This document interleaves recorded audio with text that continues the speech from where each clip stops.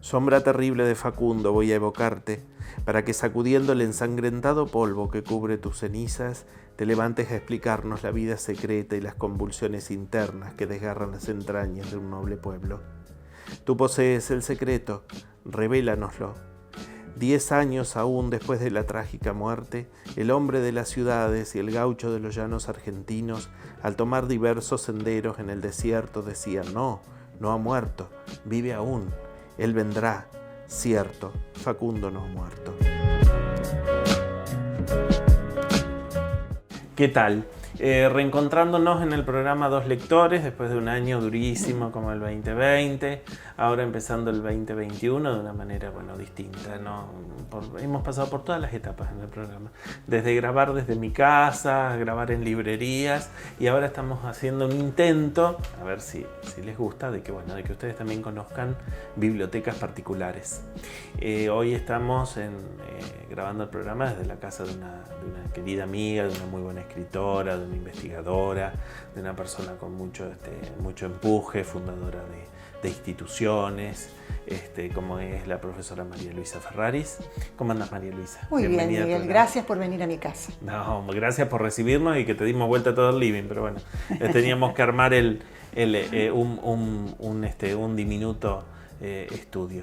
Yo quería hablar con María Luisa, quería que estuviera en Dos Lectores, por supuesto, porque es una muy buena escritora, pero además quería hablar con ella respecto de una figura que es bastante polémica, es muy interesante, es muy controvertida, es muy actual, como es Domingo Faustino Sarmiento.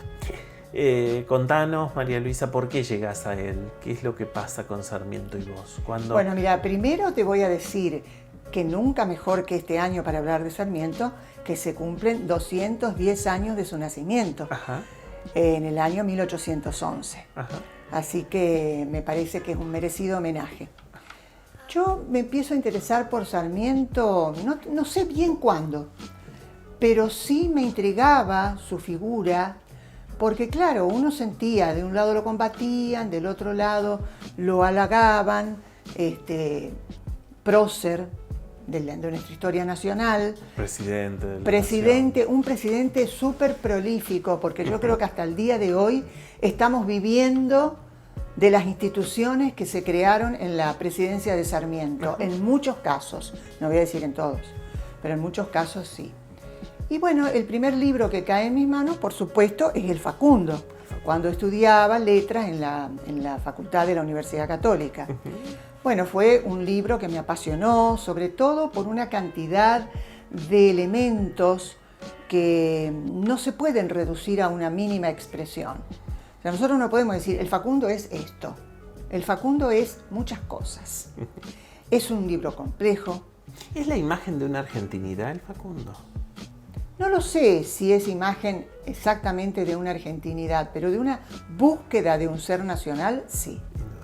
Sí, porque todas las presentaciones que hace Sarmiento de los distintos tipos de paisanos, gauchos, criollos, y luego cuando habla no solamente de Rosa, sino enfocándose en Facundo, está buscando la raíz de distintas identidades.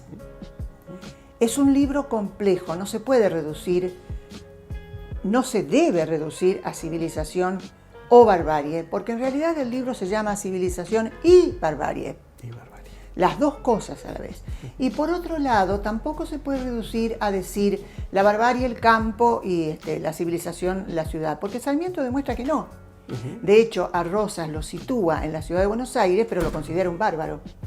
Claro, él rompe en el Facundo, es cierto, en cierta medida en el Facundo rompe con el tema del binarismo, es decir, que es civilización, barbarie, blanco-negro, sino que él, uno de los planteos a nivel de la historia, digamos, es esa melange entre la pertenencia y no, esos personajes que comparten identidades, que comparten situaciones. E incluso al nivel de lo discursivo, desde el punto de vista de cómo está escrito el texto, también es ambiguo, porque no es un ensayo, no es un poema, no es una narración, es un texto bastante complejo de clasificar, ¿no? Sí, hay un poco de todo eso. Por otro lado, no nos olvidemos que Sarmiento fue un autodidacta. Él sí que realmente es una persona que debe considerarse meritoria, porque sufrió la injusticia de ser pobre en su infancia y en su juventud. Sin embargo, no se dejó estar, leyó, se formó, transitó por las obras de muchos autores europeos, la mayoría, porque era lo que se leía en la época. Que por otro lado era lo que había. Lo que había. Y también no podemos decir que Sarmiento tuvo un pensamiento lineal único desde su juventud hasta su muerte, porque él fue construyendo sus ideas acerca de todas las cosas. Y entonces por ahí vas a encontrar con que hay una denostación contra el gaucho y el indio, y en otra hora vas a encontrar que no sé si llega a exaltarlos, pero al menos llega a comprender la esencia del gaucho y del indio, sobre todo cuando habla de sus aspiraciones con respecto a la Argentina como país civilizado. País civilizado no significa país de élite, si no, no hubiese creado la escuela pública, sino que la idea de Sarmiento era integrar a todos en algo que nosotros hoy llamaríamos clase media.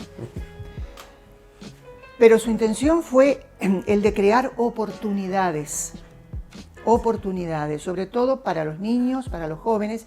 Por eso Sarmiento crea su primera escuela siendo aún muy joven, una escuela, la escuela de Santa Rosa en la ciudad de San Juan, que era una escuela de mujeres.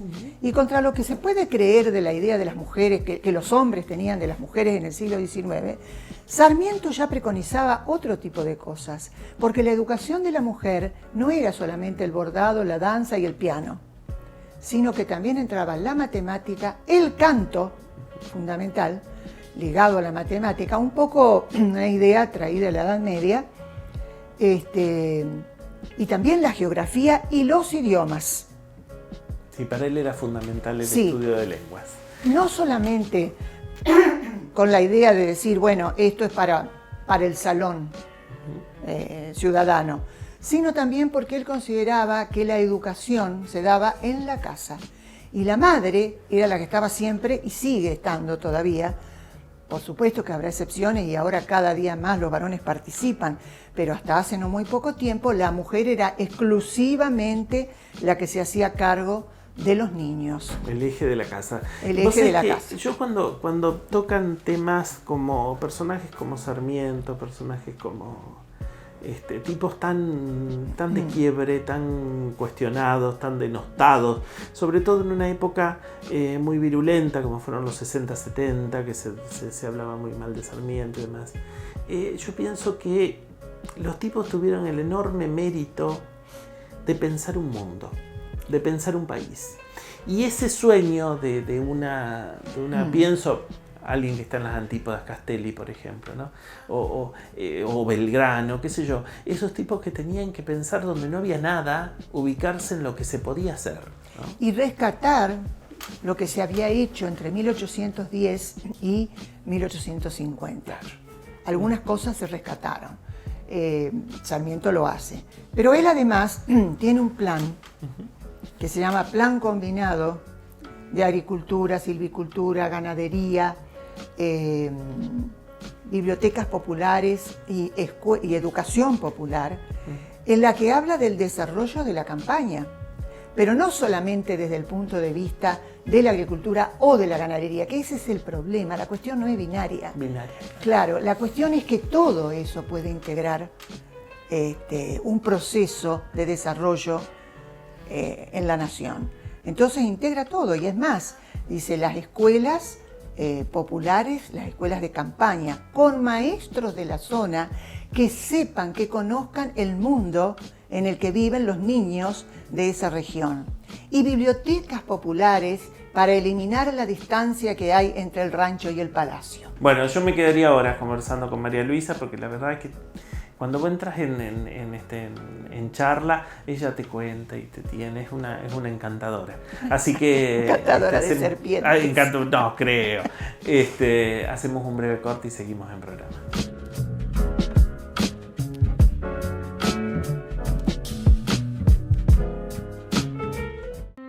Logramos, a pesar de tiempos tan particulares, avanzar en consolidar una institución de puertas abiertas con un consejo más abierto, más transparente y más participativo. Mirá todo lo que hicimos en www.consejosantafe.gov.ar.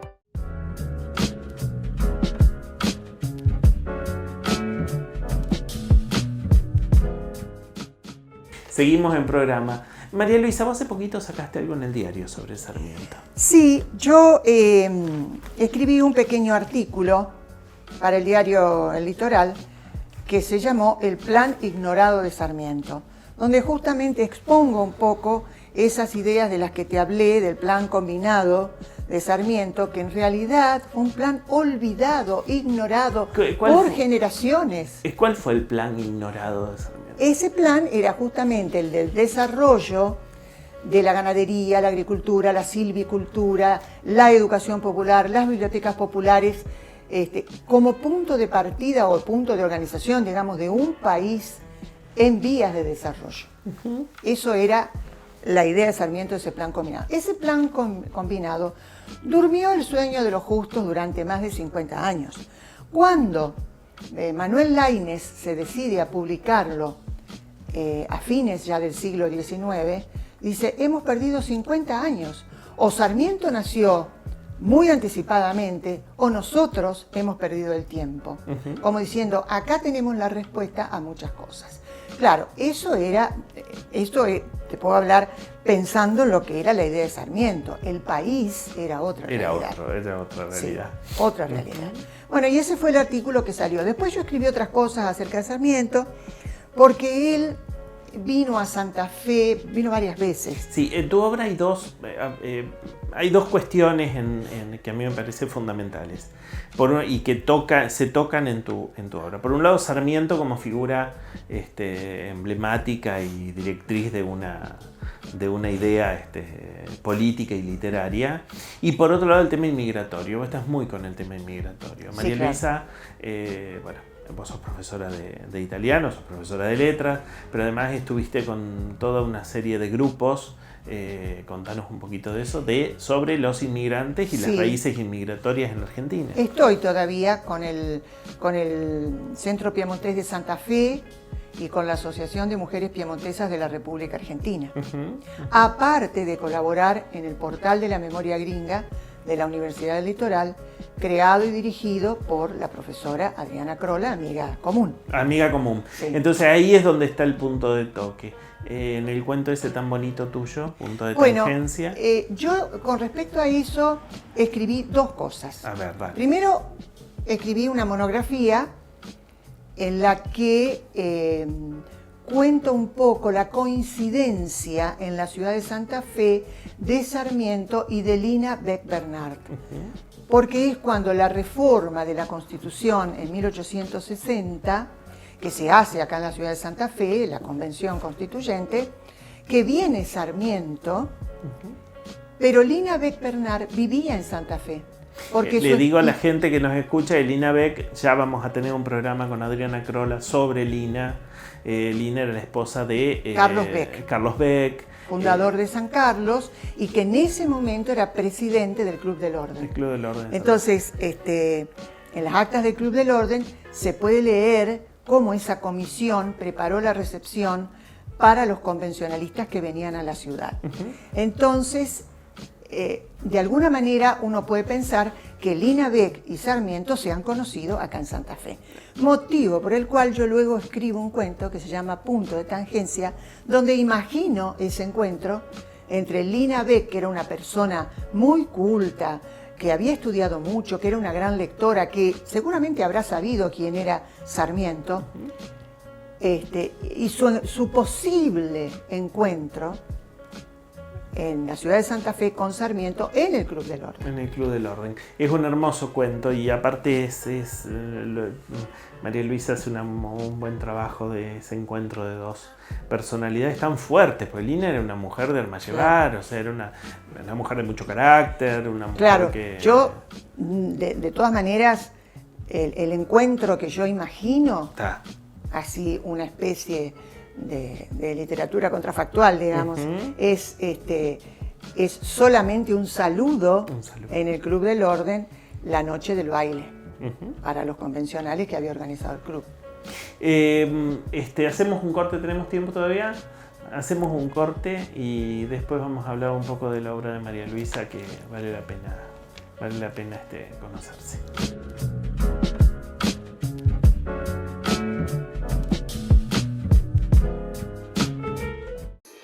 Me siento muy bien y estoy muy contenta de haber venido acá a vacunarme.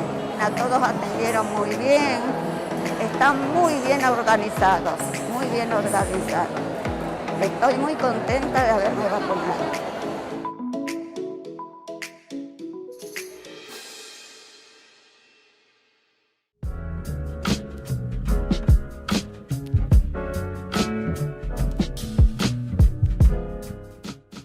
Seguimos conversando con María Luisa Ferraris en esta tarde de febrero, donde bueno, Santa Fe parece que va a llover y está ahí, nos tiene pendiente el agua que no cae y demás. María Luisa, ¿cuántos libros tuyos tenés publicados? Vos tenés un libro que a mí me encantó, que se llama El Malón y otros relatos. Sí, El Malón y otros relatos, o Il Malon ed altri brevi racconti, porque es un libro bilingüe. Ajá. En el que yo ubico 10 historias, 10 relatos que tienen que ver con el ámbito de la inmigración en nuestro país. No solamente en la Pampa Gringa, sino también en la costa del río Uruguay. ¿En qué año sale esto? Ese libro es del 2015. Del 2015. Sí. Vos siempre te dedicaste al relato y al ensayo. Vos poesía no hiciste prácticamente. No, sí, hice alguna cosa, pero menos. Menos. Sí. Menos. Novela nunca. No, hay mucho trabajo. ¿No? Y después... Demasiado larga, ¿no? Es mucho escribir. Sí. Y después está este otro libro, que es del 2017. Sí. Que se llama El árbol de lluvia. Bueno, ese libro que es hermosísimo. Es una selección de cuentos. Eso lo presentaste vos Sí. en el Centro Piamontés, si no me equivoco, o aquel. No, uno de lo presenté yo. Bueno, ese libro también es una colección de relatos. Al final hay un relato mío que se llama Los Pozos, que fue publicado en el diario El Litoral en el año 1971. 71. Porque sí. yo cuando era joven tenía veleidades de escritoras y creí que iba a ser como Cortázar. Bueno, después la vida me ubicó en otro lugar. Pero de todas maneras, por suerte, me puedo dar el gusto de ensayar un poco estas cosas que a mí me entusiasman, que es la escritura de relatos, inventar historias, mundos posibles, etcétera, etcétera.